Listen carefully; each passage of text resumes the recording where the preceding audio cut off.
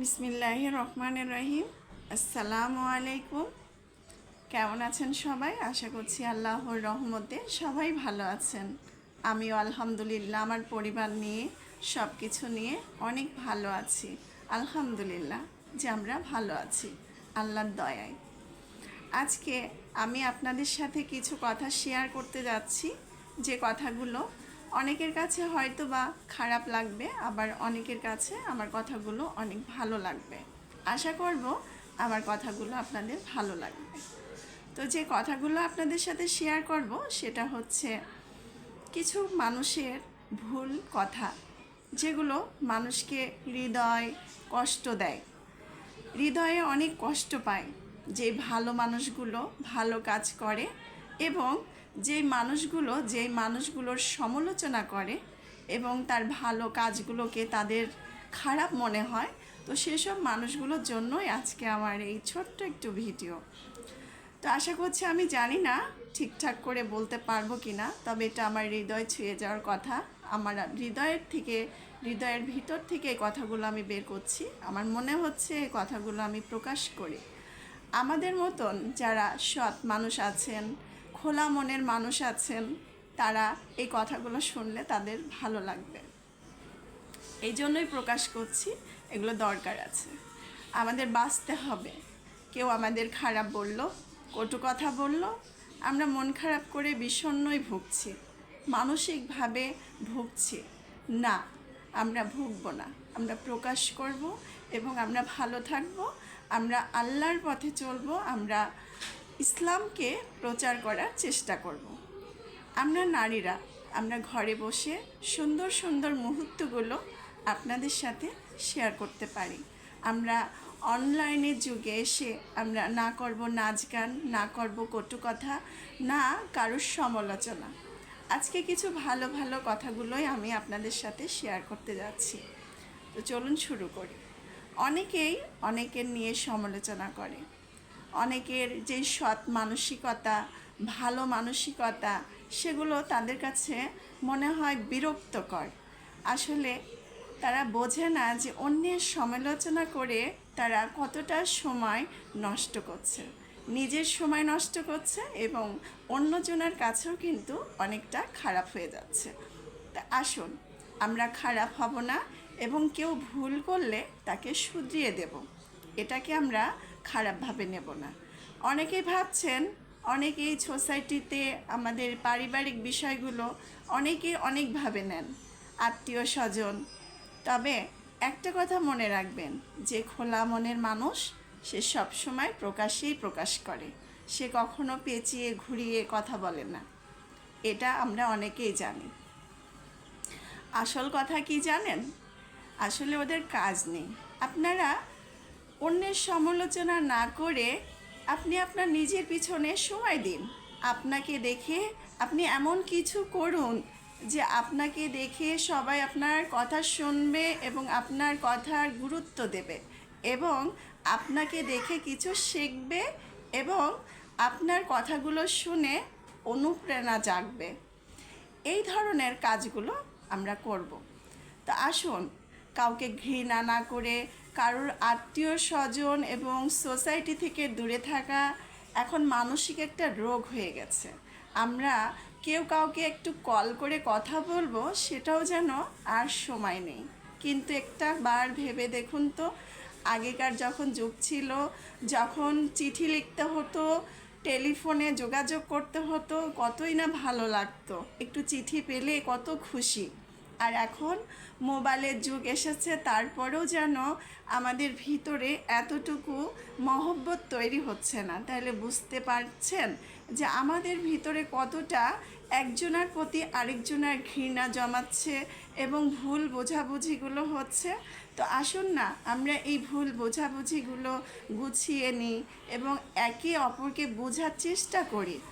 কারোর ভুল হতেই পারে, কারোর শিক্ষা কম থাকতেই পারে। আপনি শিক্ষিত মানুষ, ঠিক আছে। কেউ আপনার কাছে যদি মনে হয় মূর্খতার পরিচয় দিচ্ছে, তাকে একটু শিখিয়ে পড়িয়ে নেন না।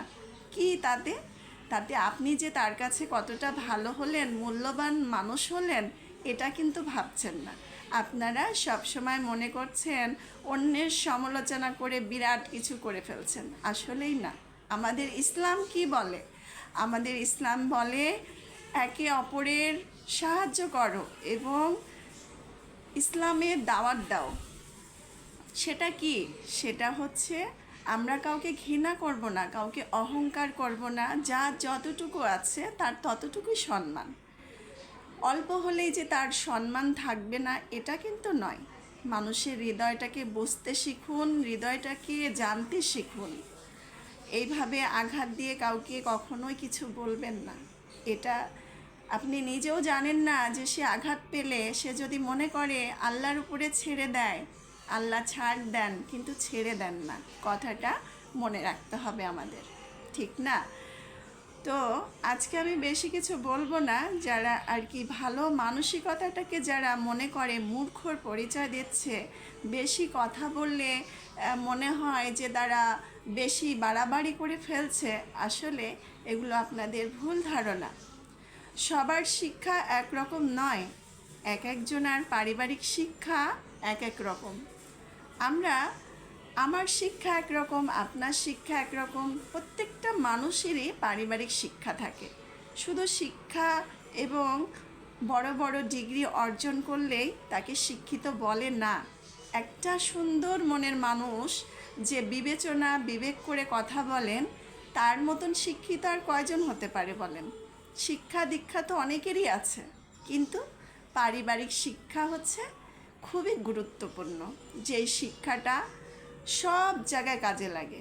কিন্তু অনেক ডিগ্রি অর্জন করলেন, আপনার শিক্ষা মেধা অনেক কিছু থাকলো, আর আপনি মনে করলেন আমি অনেক কিছু পারি।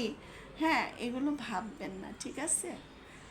আপনারা নিজের পিছনে সময় দিন এবং আল্লাহর কাজ করুন এবং ইসলামের দাওয়াত দিন। ক্ষমাখা আজিরা এসব সময় নষ্ট করবেন না। আর যাকে আপনারা খারাপ ভাবছেন, আসলে এটা আপনার মনের দোষ। আমি মনে করি যারা খারাপ ভাবেন তাদের মনের দোষ। এই মনের দোষ ভুলগুলা না ছুঁড়ে ফেলে দিন। একটা ভালো মনের মানুষ তৈরি হন, কাজে লাগবে। আপনাকে দেখে কেউ শিখবে। এমন করে কিছু দেখান আপনার কাজ কর্ম, আপনার কথাবার্তা সবাই আপনার হৃদয় ছুঁয়ে যাবে আপনার কথা শুনে। এমনটা করাটাই উচিত। আমরা নারীরা আমরা অনেক কিছুই পারি। আমরা ভালো কাজ করব, কাউকে ইঙ্গিত দিয়ে বলবো না এবং কাউকে আঘাত দেব না। যেই আঘাতটা সে পাবে সেই কাজ আমরা করব না। আসুন আমরা ভালো কাজ করি এবং ইসলামের দাওয়াত দিই এবং আমরা 5 ওয়াক্ত নামাজ পড়ে আল্লাহর হেদায়েতে চলে আসি। কাউকে ইঙ্গিত দিয়ে কথা বলা এটা খুবই অন্যায়।